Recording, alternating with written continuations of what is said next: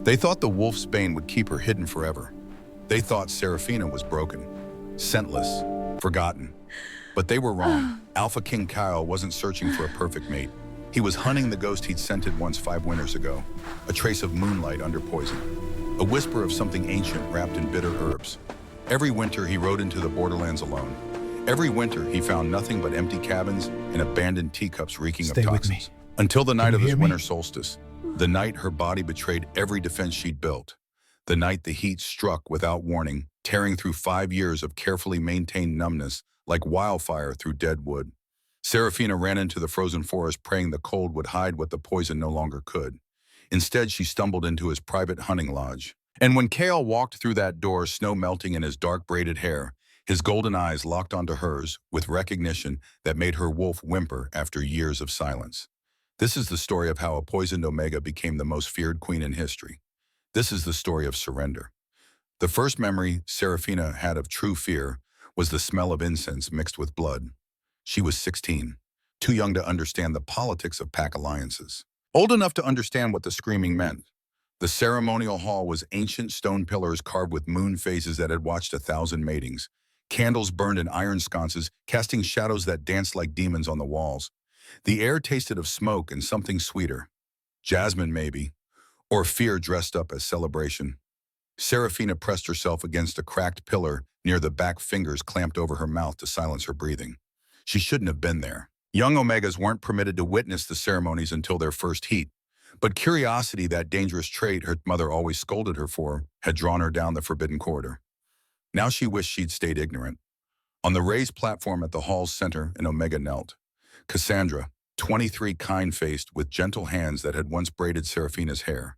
Her wrists were shackled to iron rings embedded in the stone, her ankles too. The metal gleamed in the candlelight, polished from years of use. Her scent was everywhere, sweet vanilla and desperate honey thick enough to choke on. It clung to the wooden beams, saturated the air, made Seraphina's eyes water. Heat scent, unmistakable, overwhelming. Around the platform, alphas circled, not all of them, just the unmated ones. 7 males, eyes bright with hunger, bodies tense with restraint that looked painful. They moved like wolves around a dying deer, slow, deliberate, savoring the anticipation. The pack's elders sat in high-backed chairs along the wall, hands folded, faces serene, witnessing, blessing. Elder Thane stood at the platform's edge, voice resonant as he addressed the gathered crowd of maybe 80 pack members. "The moon has blessed Cassandra with her fertile time," he announced. "She has been chosen for Alpha Matthias of the Northern Ridge Pack. This union will strengthen our alliance, secure our borders, and bring prosperity to both bloodlines." Cassandra sobbed. The sound was small, broken, a hoarse plea that barely carried past the first row of witnesses. "No," she whispered. "Please, I don't want." No one acknowledged her words. Matthias stepped forward. He was broad-shouldered, handsome in a brutal way, with a scar cutting through his left eyebrow. His lips curved in a smile that made Seraphina's stomach turn. Satisfaction. Ownership. Like he'd already paid for a prize and was simply collecting what belonged to him. When Matthias bit down sinking teeth into Cassandra's neck to mark her permanently as his mate, her screams shook the candles. The crowd cheered. Seraphina ran. She made it to the empty healer's quarters before she vomited, bile and terror burning her throat. That night, she stole Wolf's Bane from the locked cabinet, ground the dried flowers into powder, mixed it with bitter root and nightshade in doses just small enough to survive, and drank. The first swallow scorched. The second made her dizzy. The third had her on her knees, retching black liquid onto the floor. But when morning came, her scent had dulled. When the healer examined her 3 days later, frowning at the lack of Omega markers, Seraphina kept her face blank. "Weak wolf," the healer muttered. "Defective bloodline. Might never come into heat at all." Perfect. That was 5 years ago. 5 years of poison every morning. 5 years of watching other Omegas stand on that platform, hearing their screams, seeing their eyes go empty after the markings. 5 years of elders calling her broken. Alphas ignoring her. Pack members pitying her. She endured it all. Because broken meant invisible. Invisible meant safe. And safe meant she would never ever kneel in shackles while strangers watched her get claimed like property. The cabin Seraphina called home was barely more than 4 walls and a roof. One room, a narrow bed, a stone fireplace that smoked if the wind blew wrong. Shelves lined with dried herbs and bottles of tinctures that kept her alive and hidden.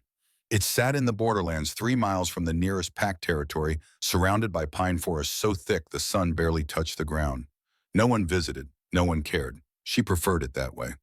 Every morning began the same. Wake before dawn. Stoke the fire. Grind fresh wolf's bane with bitter root in the stone mortar, the familiar scrape of pestle against rock almost meditative now.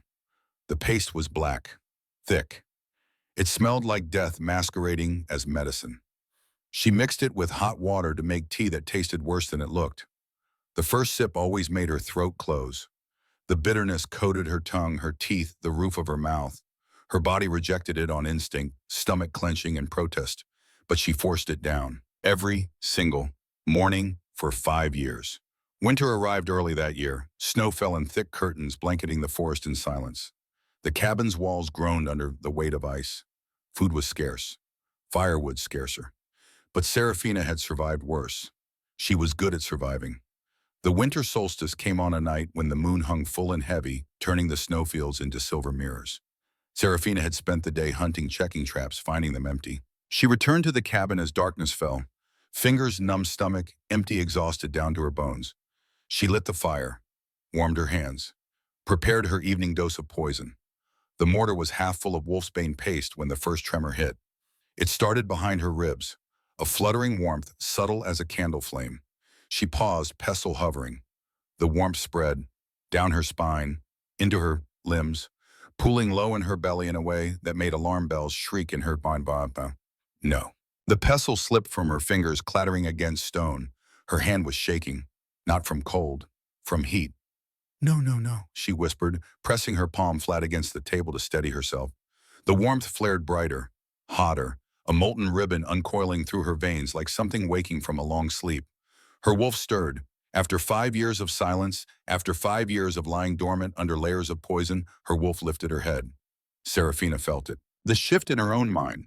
A presence that had been absent so long, she'd almost forgotten what it felt like.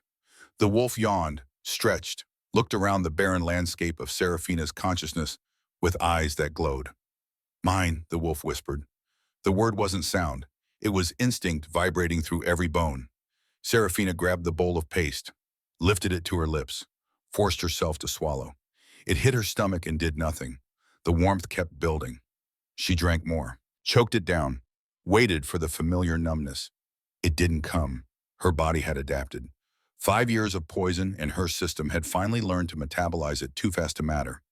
The heat rolled through her in a wave that made her knees buckle. She caught the edge of the table, gasping. Her skin prickled. Her throat went dry. She could feel her pulse everywhere. Wrists, neck. Between her thighs, thick and heavy and wrong. Her scent began to leak. Faint at first. Just a whisper curling through the cabin's stale air. Then stronger. Wildflowers after rain, moonlit frost, something ancient and sweet that had been buried under bitterness for half a decade. Panic clawed up her throat. If she could smell it, any alpha within miles could too. She stumbled to the window, shoved it open. Winter wind slammed into her cold enough to steal breath. It barely touched the fever spreading beneath her skin. Through the pain and fever, one thought crystallized with cold clarity. Run. If she stayed here, someone would find her. The scent would draw them like blood drew sharks. And when they came, she would be too weak to fight. She would end up just like Cassandra. Shackled, claimed, screaming while strangers called it destiny. Serafina pushed away from the window, grabbed her cloak from its peg. Her hands were clumsy, shaking, but she forced her arms through the sleeves. The door groaned as she yanked it open. Night wind hit her full force, filled with snow and the metallic sting of distant pine. The forest beyond her cabin was a blur of skeletal trees and whirling white. No path, no plan, just a way. Serafina pulled her hood up, lowered her head, and walked into the storm. Every step hurt. The heat inside her and the cold outside her waged war in her veins. Fire and ice, neither winning, both trying to tear her apart. Snow swallowed her ankles instantly. Then her calves. The drifts were deep here, untouched by anything but wind. Serafina forced herself forward. Her breath came harsh and uneven, white plumes torn away before she could see them form. Her scent streamed behind her like a banner only wolves could see. Branches clawed at her cloak, snapping under her weight. She had no idea how long she walked. Time twisted around the fever, turning into one long, stumbling step. She fell once. Her palms plunged into snow. It should have frozen her skin. Instead, steam curled faintly around her fingers. She stared at the moisture rising from her overheated hands, watched it vanish into the blizzard, and laughed. The sound was broken, slightly hysterical. She pushed herself up, kept going. The shape rose out of the storm like a monument. At first, she thought it was a hallucination, the fever playing tricks, her mind conjuring shelter where none existed. But as she staggered closer, it solidified. A structure, massive, stone and timber built into the side of a hill, its roof heavy with snow. Not a cabin, a lodge. Thick columns framed a wide porch. Iron lanterns hung unlit at the entrance. The door was carved wood, intricate moon phases etched into the grain. Every instinct told her to turn around. A place like this belonged to someone dangerous, someone important, someone who would not appreciate a feverish omega collapsing on their floor. But her legs had nothing left. Her vision narrowed, black spots dancing at the edges. The heat roared inside her, a furnace devouring the last of her strength. Seraphina dragged herself up the steps. Her fingers were numb as she fumbled with the iron handle. To her shock, the door wasn't locked. It swung inward with a low groan, exhaling a wave of air that smelled like old wood ash and something else. Leather, pine, something wild and male that made her wolf's ears prick forward. She stepped over the threshold and nearly went to her knees. The interior was large. Shadows pooled in the corners. Heavy furniture outlined by faint light sneaking through frost-coated windows. A massive hearth dominated one wall filled with cold ashes. Thick rugs covered the stone floor. Seraphina's cloak slipped from her shoulders. She didn't have the strength to catch it. She staggered forward. 3 steps. 4. Then her body simply gave up. She crumpled beside a rug, cheek pressed to its rough weave, chest heaving. Somewhere far away, she heard wind howling. Closer, she heard her own racing heartbeat filling her ears. The last thought that flickered through her half-conscious mind was a prayer. Let this place stay empty. Let whoever owns it never come back. Darkness pulled at her, soft and heavy. She let her eyes close. 50 miles north, Alphaking Stories reined his horse to a sudden stop. The animal snorted, breath steaming in the frigid air. Around him, the royal hunting party continued forward. 8 guards, 3 nobles, all bundled against the cold, focused on the blood trail they'd been tracking for the past hour. Deer, a big stag, wounded but still running. Kale didn't care about the deer anymore. He turned his head sharply to the south, nostrils flaring. There, faint. So faint it shouldn't have been possible to catch it at this distance through the storm over miles of frozen forest. But it hit him anyway, wildflowers after rain, moonlit frost, and underneath, barely detectable, the bitter tang of wolf's bane. His wolf exploded inside his mind, not a gentle stirring, a full-body slam against the cage of his control. Mate, find now! Kale's hands tightened on the reins until leather creaked. 5 years. 5 years he'd been searching. Every winter, when the borderlands grew quiet and the pack business slowed, he rode out. Always south, always toward that one clearing where he'd found an abandoned cup reeking of poison and the ghost of a scent that haunted his dreams. He'd tracked empty cabins, cold fire pits, footprints that led nowhere. Every winter, nothing. Until now. Your Majesty. One of the guards had noticed his stillness, circled back concerned. Kale didn't look at him. His entire being was focused south, toward that scent, toward the pull in his chest that felt like a rope tied around his ribs, dragging him forward. She was real. She existed. She was there. Return to the palace, Kale said. His voice came out rougher than intended, almost a growl. The guard blinked. My lord, all of you, return, now. But the hunt, Kale's eyes snapped to him. Gold gone molten, wolf bleeding through. The guard's words died. Now, Kale repeated softly. They scattered. Smart men knew when their king was beyond arguing. The moment they were gone, Kale dug his heels into his horse's flanks. The animal bolted south. Snow flew, wind tore at his cloak. The world blurred into white and gray, and the single-minded purpose burning in his chest. Find her. Protect her. Claim her. The wolf chanted it like a prayer. The man didn't fight it. For once, they were in complete agreement. The lodge appeared through the blizzard like a memory. Kyle had built it years ago. A private retreat, somewhere to escape court politics and endless council meetings. Somewhere to be alone with his thoughts and the silence that had been his only companion for 2 decades. He rarely visited anymore. Too many empty rooms, too many reminders of what he didn't have. But the scent led here, straight to his door. Kale dismounted before his horse fully stopped. His boots hit snow and he was moving. Up the steps, across the porch. The door was already open. His heart stuttered. Inside the lodge was dark except for pale moonlight filtering through windows. The scent was overwhelming now. Wildflowers, frost, heat, and her. He saw her immediately. A small form collapsed on the floor near the cold hearth. Dark hair spilled across the rug, pale skin, a thin dress soaked through from snow. She wasn't moving. Terror spiked through him sharp enough to taste.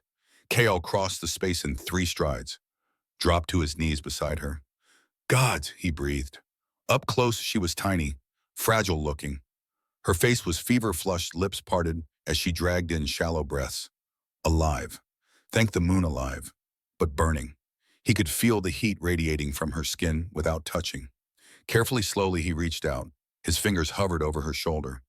This close, the bond screamed between them. A living thing, electric, demanding. Mine, his wolf snarled. Touch, claim, mine. But he didn't. Not yet. Not without permission. Serafina, he whispered. Her name. He'd known it for 5 years. Had asked every border patrol, every traveling merchant, every wandering wolf if they'd seen a young Omega alone somewhere in the southern woods. Most said no.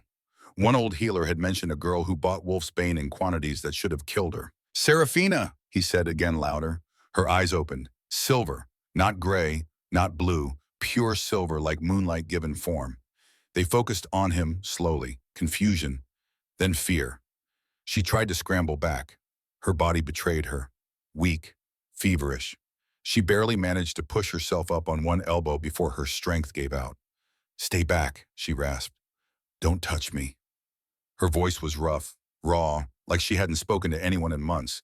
It still hit him like a fist to the chest. Kale raised both hands, palms empty, unthreatening. I'm not going to hurt you, he said quietly. She stared at him, eyes too wide, breath coming too fast. Are you hurt? He asked. The question seemed to throw her. What? I smelled blood earlier. A lie, but a gentle one. Are you injured? Her gaze dropped to her hands. There were cuts there, small ones, fresh, from something sharp. It's nothing, she whispered. May I look? She blinked. What? Your hands. May I look at them? Silence stretched between them. Outside, wind howled. Inside, the only sound was her labored breathing and his controlled calm. You're asking, she finally said, disbelief thick in her voice. Always. Something flickered across her face, too fast to read. Slowly, she extended one hand. Kale took it gently. The moment their skin touched, sparks erupted. Visible. Electric. A snap of energy that lit the space between their palms. They both gasped. The bond roared to life, not quiet, not subtle, a living river of recognition flooding through his chest, his mind, his very soul. Mate, real, here. His. Kale's fingers trembled as he examined her palm, forced himself to focus on the cuts. Fresh, from broken pottery maybe. He pulled a clean cloth from his pocket, wrapped it carefully around her hand. You're burning up, he said. When did the heat start? She pulled her hand back, clutched it to her chest. How do you know my name? He met her silver eyes. I've known it for 5 years. Her breath caught. I found a cup, he continued softly, in a clearing near the southern border. It reeked of wolf's bane, and underneath, just a trace, a scent I'd never encountered before. He paused. Moonlight, he said, under poison. Tears welled in her eyes. She blinked them back furiously. I searched every winter, Kale said, every abandoned cabin, every cold fire pit. I thought you were a dream, a trick my wolf invented to fill the silence. His throat tightened. But you're real. A single tear escaped, tracked down her fever-flushed cheek. I'm nobody, she whispered. You're not nobody. I'm broken, defective. The elders said they were wrong. The words came out harder than he intended. Her eyes widened. Kale forced himself to soften, gentle his tone. You're not broken, Serafina. You're terrified. There's a difference. She stared at him, like he'd spoken a language she didn't understand. You're burning alive on my floor, he said. Will you let me help you? Silence. Then barely audible. Why would you? Because you're my mate, and because no one should suffer alone. More tears fell. She didn't try to stop them this time. Kale stood slowly, crossed to the hearth, began building a fire with practiced efficiency. Behind him, he heard her ragged breathing, heard her try to sit up and fail. The kindling caught. Flames grew. Heat began to fill the cold room. He returned to her side. May I lift you, he asked. She looked up at him, face pale except for the fever flush, eyes glassy. Where the bed, you need to rest. I can walk. I'm sure you can, but you don't have to. He waited, giving her the choice, giving her the power. After a long moment, she nodded. Kale slid one arm behind her back, the other beneath her knees. Lifted her as carefully as he would hold something precious, unbreakable. She was too light. How long had she been starving herself along with poisoning? Her head dropped against his shoulder, a gesture of exhausted trust that made his wolf purr. He carried her to the wide bed in the corner, laid her down on furs and blankets that smelled faintly of cedar. She curled onto her side immediately, shivering despite the fever. Kale pulled a heavy blanket over her, tucked it around her shoulders. Then he went to fetch water. When he returned with a basin and cloth, her eyes were closed, but her breathing told him she wasn't asleep. I'm going to cool the fever, he said quietly. Is that all right? A pause, then yes. He dipped the cloth in cold water, wrung it out, pressed it gently to her forehead. She sighed, a small sound, relief.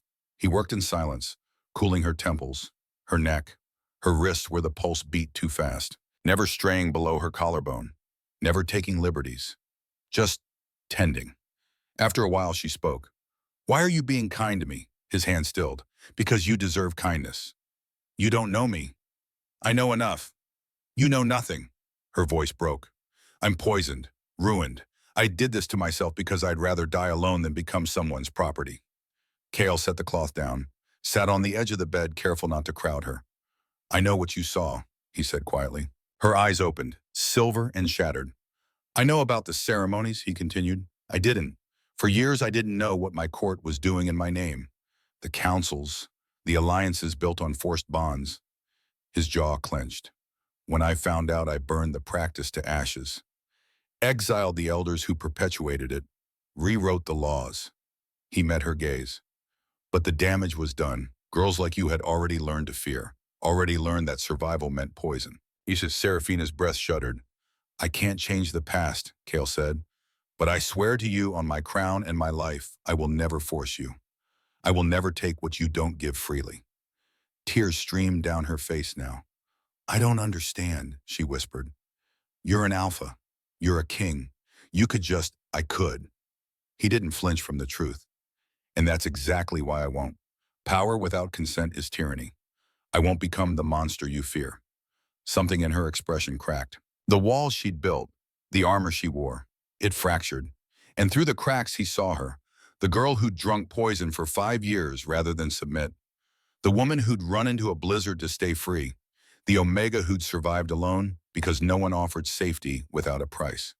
What do you want from me? She asked. Raw, honest. Nothing you're not ready to give. And when the heat passes, then we talk. You decide, stay or go. It's your choice. She stared at him like he was speaking impossible things. Maybe he was, but he meant every word. The fire crackled, warmth spread through the lodge. Outside, the blizzard raged. Inside, something fragile and new began to grow. Trust. Seraphina's eyes drifted closed. This time she slept. Kale stayed beside her, refreshing the cloth when the fever spiked, monitoring her breathing, watching color slowly return to her too pale face. Hours passed. Dawn came gray and cold. The blizzard finally broke, and when Seraphina woke, Kale was still there, waiting. The morning light was weak, gray.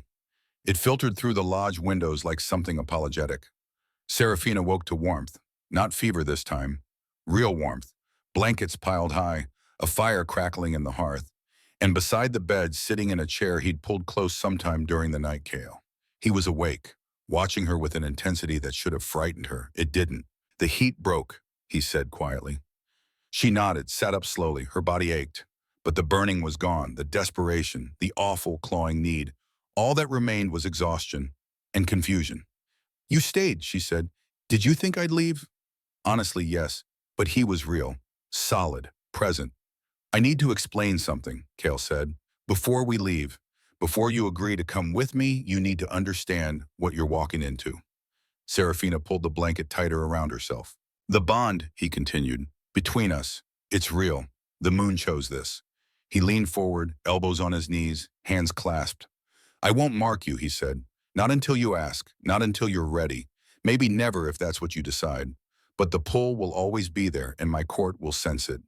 They'll know, not everything, but they'll see how I look at you, how I protect you. They'll draw conclusions. Serafina's stomach tightened. I can't promise the court will be kind, he continued. Some will be curious, some jealous, some will try to use you to get to me, but I can promise you'll be safe. No one will touch you. No one will force you.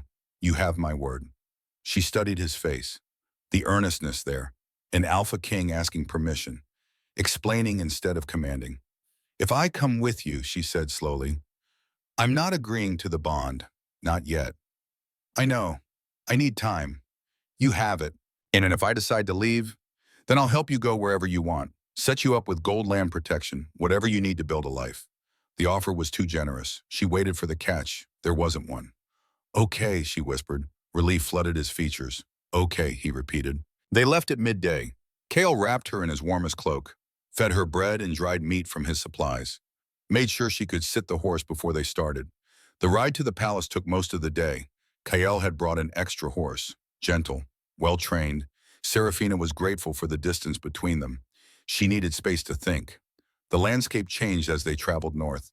The wild borderlands gave way to cultivated fields buried under snow. Farmhouses appeared, small villages. People stared as they passed. At Kyle, mostly. He was unmistakable in his dark cloak and silver circlet, the Alpha King. But some eyes found her too. She kept her hood up, head down. By the time the palace came into view, the sun was setting. It rose against the sky like something carved from a mountain. White stone, tall spires, windows that caught the dying light and turned it into fire. Beautiful, intimidating. The gates opened at their approach. Guards bowed. Servants rushed forward. Kale dismounted first, came to her side, offered his hand. She took it. His fingers were warm, steady.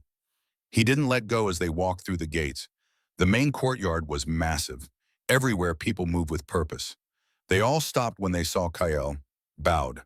Then their eyes found Serafina. The whispers started immediately. Who is she? Where did he find her? Serafina's fingers tightened on Kyle's hand. He squeezed back, reassuring. Ignore them, he murmured. They climbed wide steps, passed through doors carved with wolves and moons. Kale, a voice, young, female, delighted. A girl appeared from a side corridor, 19, maybe 20. Dark hair pulled into a warrior's braid, leather training gear, a sword strapped to her hip. She skidded to a stop when she saw Serafina. Oh, she said, then eyes widening. Oh. Kale smiled, actually smiled. Nissa, meet Serafina. She'll be staying with us. Nissa's gaze darted between them. Understanding dawned. Her entire face lit up. Finally, she breathed. Then she was moving, stopping just short of Serafina's personal space. I'm Nissa, she said, Kale's sister, and I am so glad you're here. The warmth in her voice was genuine. Hello, Serafina managed. The eastern wing sounds perfect for her room, Kale said. Can you show Serafina there while I handle court business? Absolutely. He turned to Serafina. I'll come find you in an hour. We'll have dinner, just us. She nodded. His hand lingered on hers before he let go. Then he was striding away and Serafina was alone with Nissa, who was practically vibrating with excitement. Come on, she said. Let me show you your room. The eastern wing was luxury Serafina couldn't comprehend.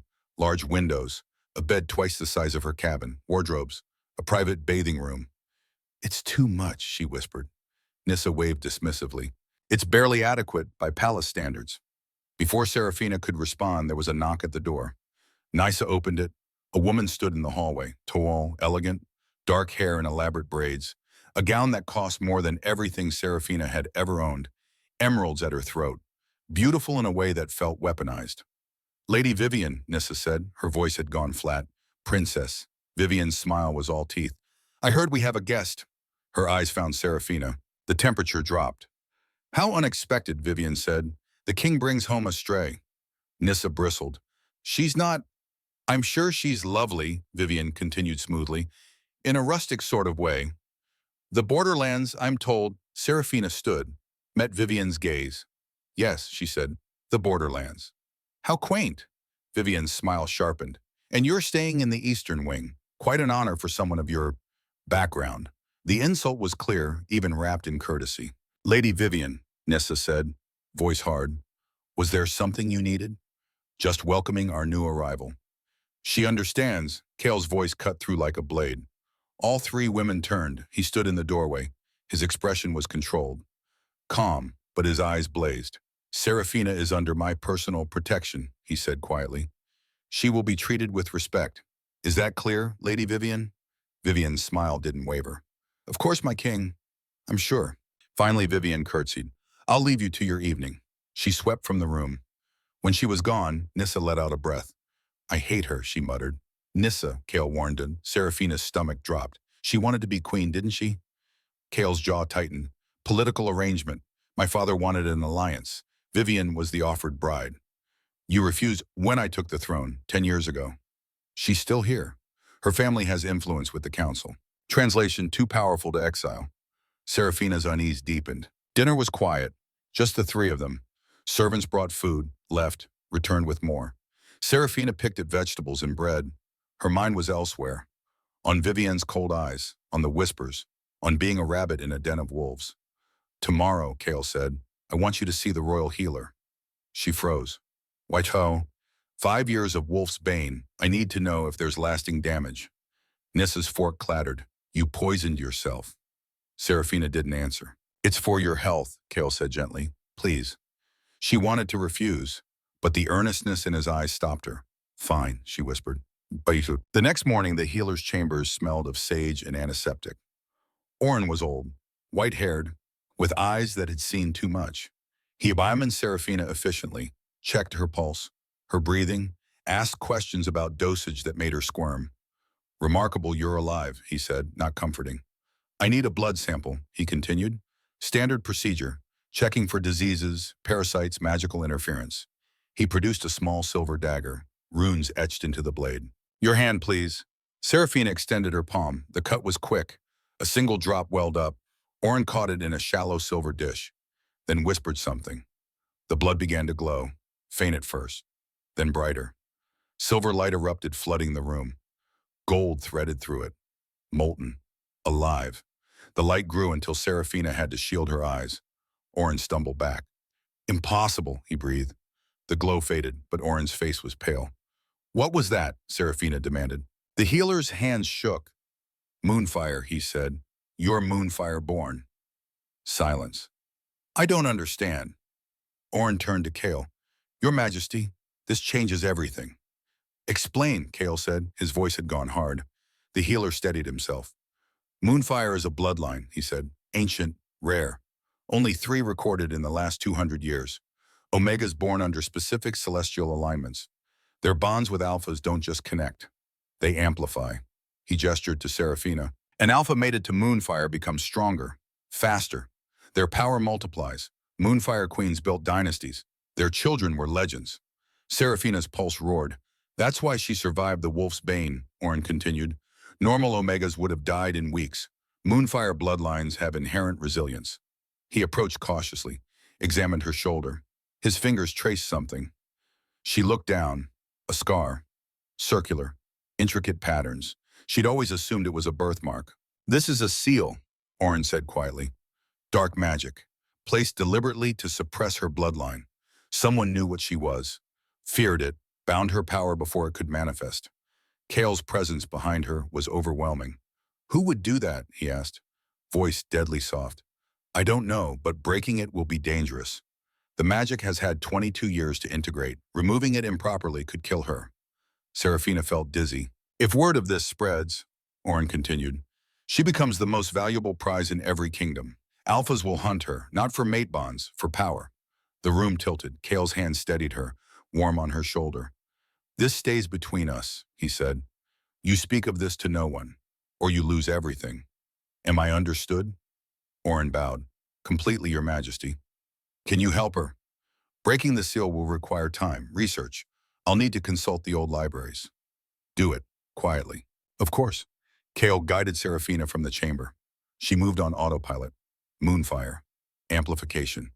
Valuable. The words circled like vultures. They were halfway to her room when she stopped. I need air. Serafina, please. He studied her face, nodded. The gardens. The palace gardens were beautiful even in winter. Frozen fountains, snow-draped hedges, moonlight turning everything silver. They walked in silence. Finally, she spoke. This is why you wanted me. The power. Kale stopped. Turned. No. Moonfire amplifies. I didn't know, he interrupted. I've been searching for you for 5 years, long before tonight. I wanted you because my wolf recognized yours, because your scent haunted me. He stepped closer. The moonfire changes nothing. You're not a resource, you're a person. My mate, if you choose. She wanted to believe him, but trust was hard. What if I'm too broken? You're not broken. You don't know what I've survived. Then tell me. And she did. Standing in that frozen garden, she told him everything. The ceremonies, Cassandra's screams, the 5 years of poison, the isolation, the certainty that being owned would destroy her. He listened without interrupting. When she finished, tears freezing on her cheeks, he was quiet. Then thank you. She blinked. For what? For surviving, for being strong enough to choose poison over submission, for trusting me with this. His hand cupped her face gently. I swear on my crown you will never be property. Not to me, not to anyone. The sincerity shattered something in her chest. She leaned into his touch. I don't know how to trust this. That's okay. We have time. They stood close, sharing breath, not quite touching beyond his hand on her cheek. Then Kale's gaze dropped to her lips. Seraphina's pulse jumped. If I kissed you now, he said softly, would you pull away? I don't know. Then I won't risk it. He stepped back. The loss made her ache. When I kiss you, Seraphina, it won't be because the moon is pretty. It will be because you asked, because you're ready. He smiled, sad and patient. I can wait. Before she could respond, running footsteps echoed. A guard appeared, breathless. Your Majesty, urgent, Frostfang emissary at the gates. Kale's expression shuddered. Take Seraphina to her room, he ordered. Post guards. No one enters without my permission. Kale, please, he said, trust me this far. She nodded. He was gone before she could say more. The throne room was built for intimidation. Vaulted ceilings, columns thick as trees. The throne carved from black stone inlaid with silver. Kale sat there now, crown on his head, every inch the Alpha King. Before him the Frostfang emissary knelt, a thin man, scarred, eyes darting nervously. Speak, Kale commanded. The man produced a sealed letter. A guard brought it to Kale. The seal was a wolf's head, snarling, black wax. Kale broke it, read. His jaw clenched tighter with each line. When he finished, he set it down carefully. Too carefully. Your Alpha has interesting demands, he said quietly. The emissary swallowed. Alpha Malachar sends his respects. He merely requests the return of property that belongs to Frostfang territory. Property. The Omega. She was born in our lands. By pack law, she falls under our jurisdiction. She's not in your jurisdiction, she's in mine. Alpha Malachar is prepared to negotiate. There's nothing to negotiate. Kale's voice didn't rise. The threat was clear. Tell your Alpha this, he continued. Seraphina is under my personal protection. She is a free citizen. If he wants to contest that, he can come himself. But he'll find me less welcoming. The emissary paled. He'll take your refusal as war. Then let him. Gasps rippled through the room. Council members shifted, whispered. Kale stood. You have until dawn to leave. Tell Malachar if he wants a fight, I'll give him one. The emissary fled. The council erupted. Voices overlapping, arguing. Lord Aldrich stepped forward. Your Majesty, one Omega is not worth a war. That Omega, Kale said coldly, is my mate. Touch her and you'll wish Frostfang got to you first. Silence. Then Vivian's voice smooth as poison. Perhaps a compromise, returned the girl. Surely one life isn't worth thousands that will die. Kale's eyes found her. Your concern is noted, Lady Vivian. Your opinion on my mate is not. Her expression didn't change, but something flickered in her eyes, calculation. The meeting dissolved. Kale let them argue. His mind was elsewhere, on Seraphina, alone, unaware her past had arrived to claim her. He would burn the world before letting that happen. In the shadows outside, Vivian stood very still. She'd heard everything. Moonfire. The words sang through her mind like a blade. So that was why. The Borderland stray wasn't just a mate bond. She was power incarnate. Vivian's fingers curled into her skirts. She'd been groomed since childhood for the throne. Taught politics, diplomacy, strategy. And Kyle had refused her. For 10 years she'd stayed. waiting, hoping. And now this, a poisoned Omega, a sealed moonfire.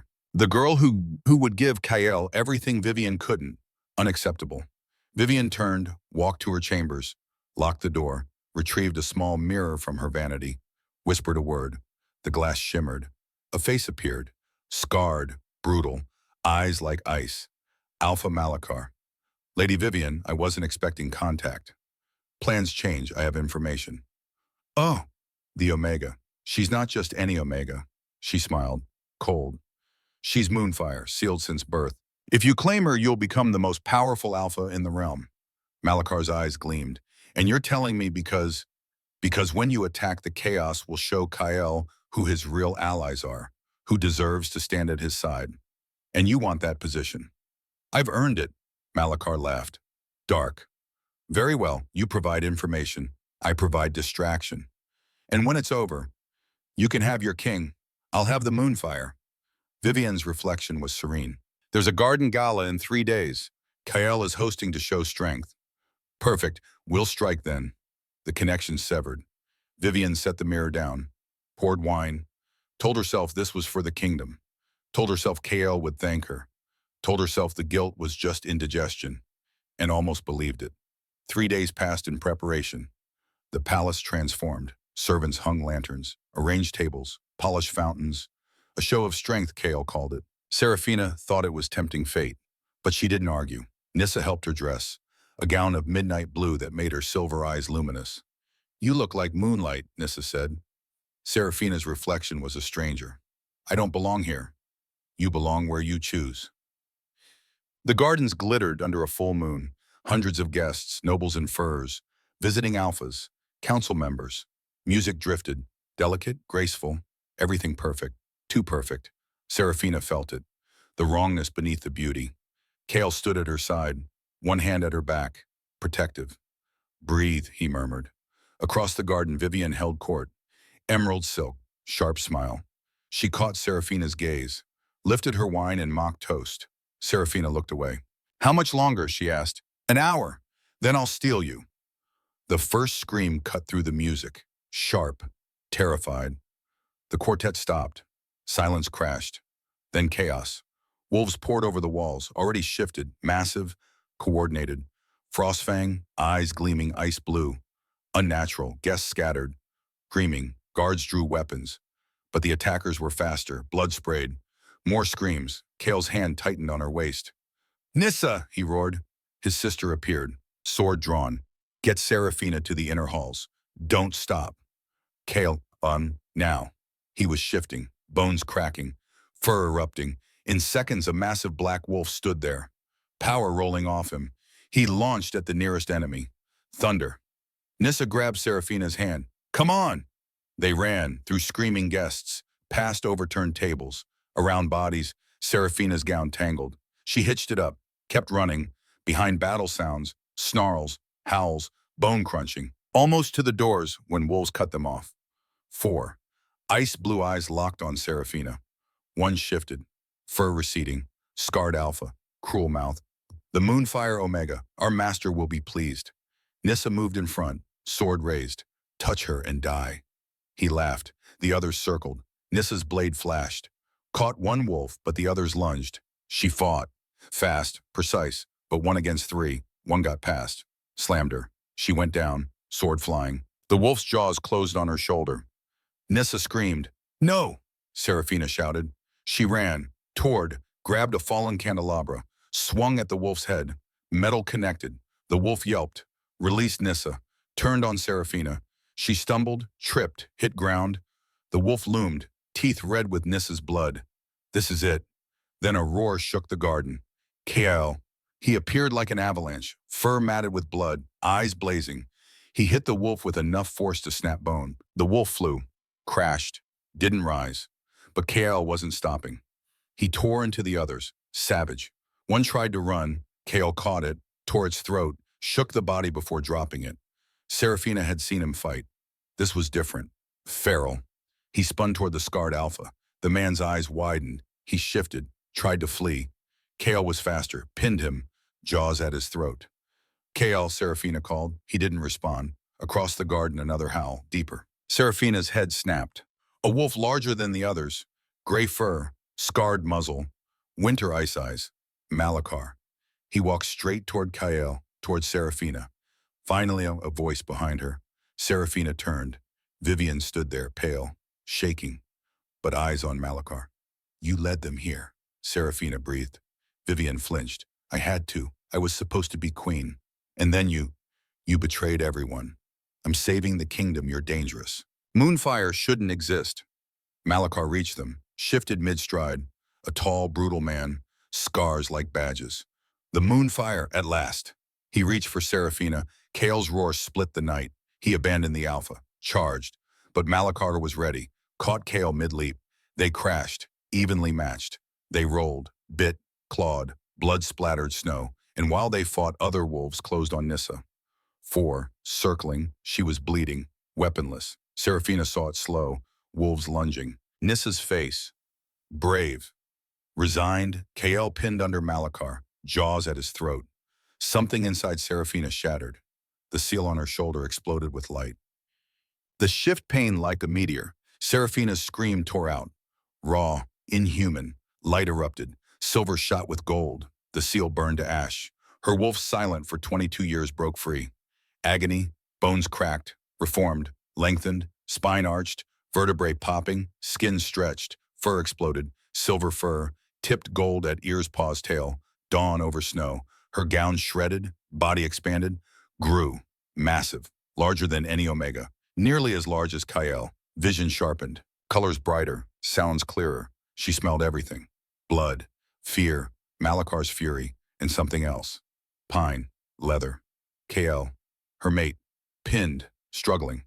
The wolf threw back her head and howled, not music, a declaration of war. Every wolf froze. Friend and foe, heads turned, eyes widened. Seraphina's wolf stood, silver coat glowing, eyes blazing white gold, constellation pattern on her flank. Beautiful, terrifying, ancient, impossible, Malachar breathed. She didn't give him time. She moved, faster than anything her size should.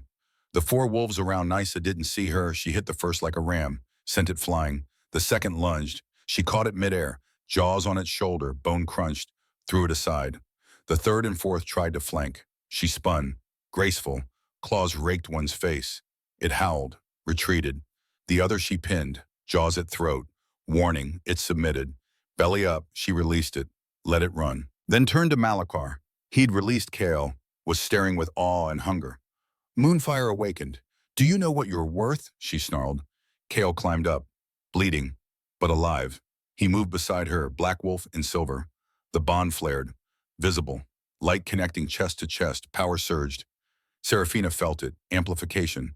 Kael's strength doubled, tripled, wounds closing, faster than natural.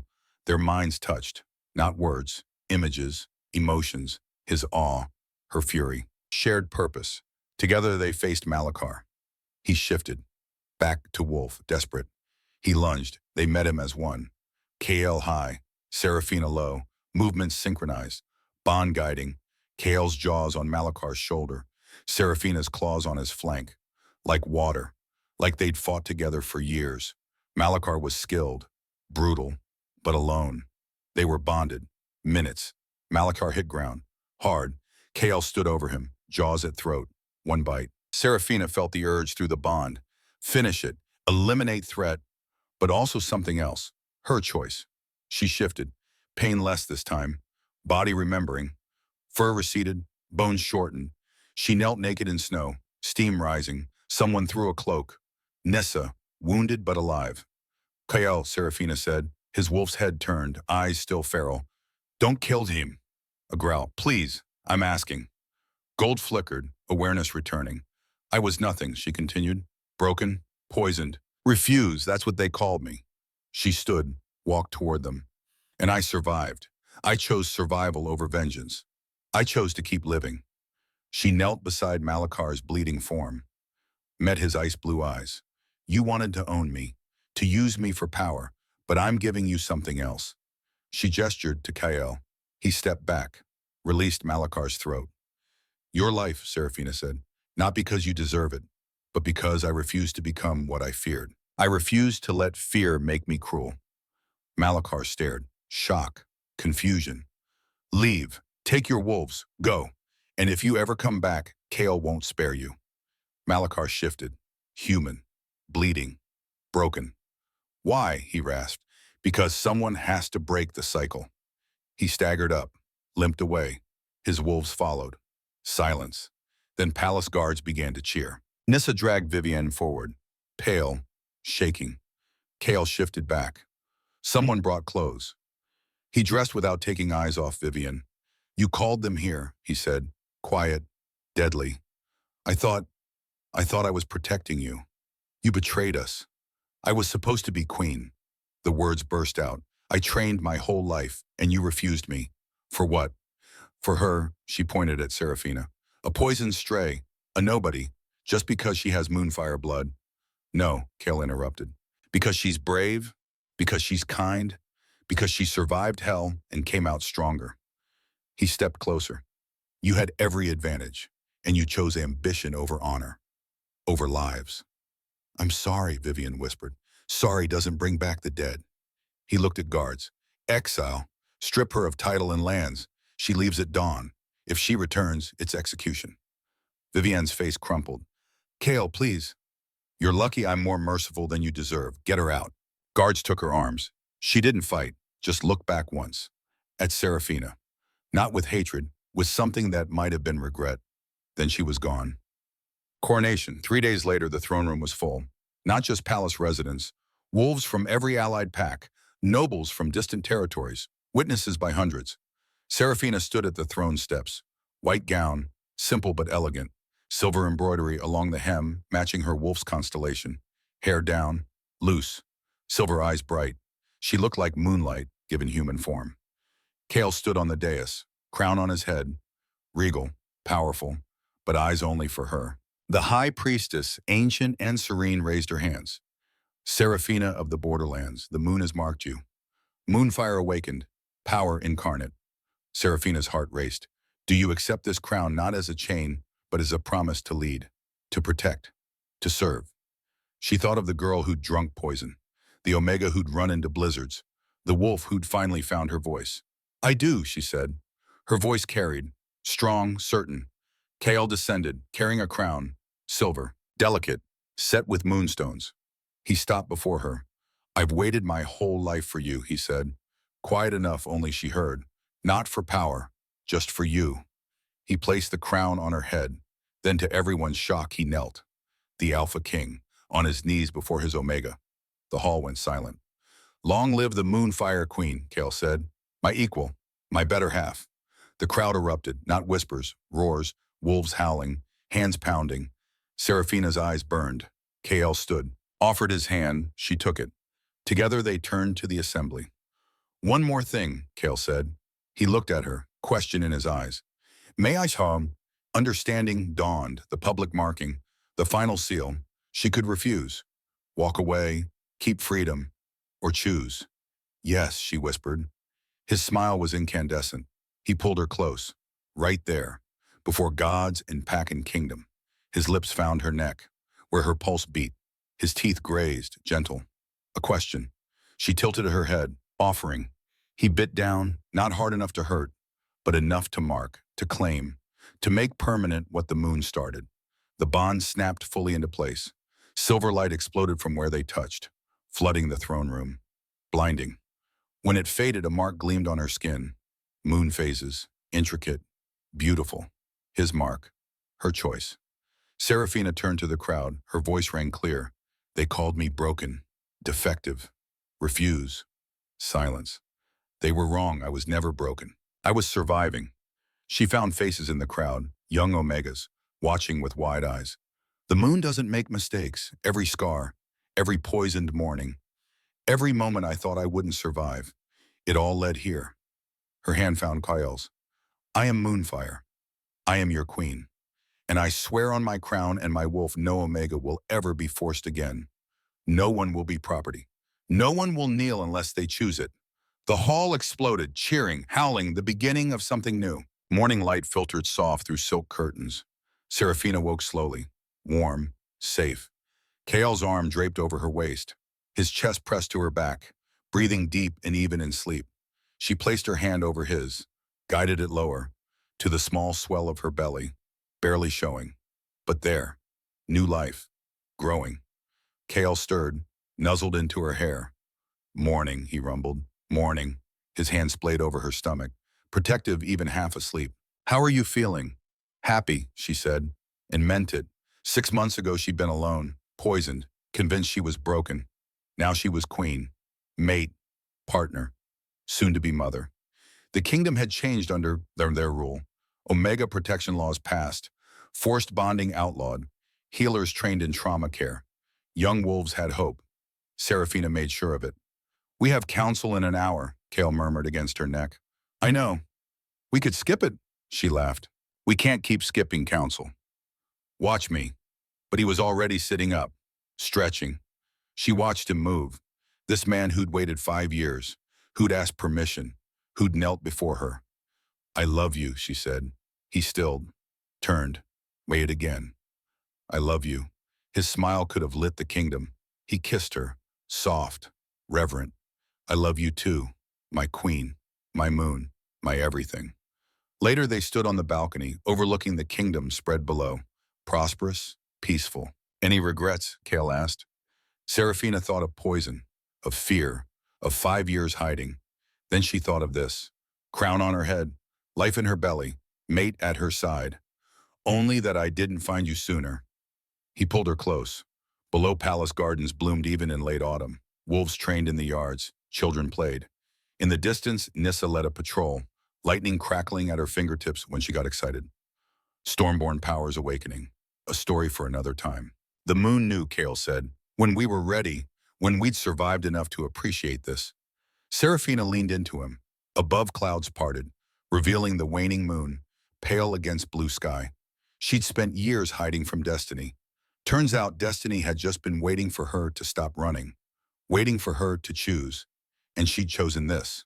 Love, freedom, power on her own terms. She'd chosen to stop being prey and become the wolf who howled at the moon, not in fear, in triumph.